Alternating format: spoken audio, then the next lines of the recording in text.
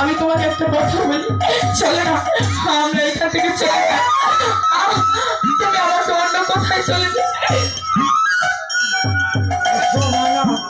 তুমি আমার কাছে সময় না স্বামী, আমার এটা বড্ড ভয় হচ্ছে স্বামী, চলো না।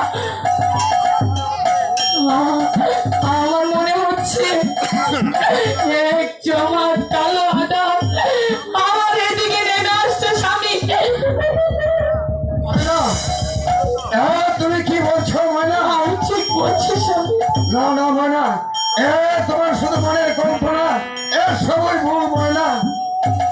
স্বামী তবু বলছি চলো না আমরা এই স্থান ছেড়ে আমরা অন্য কোথাও চলে যাই।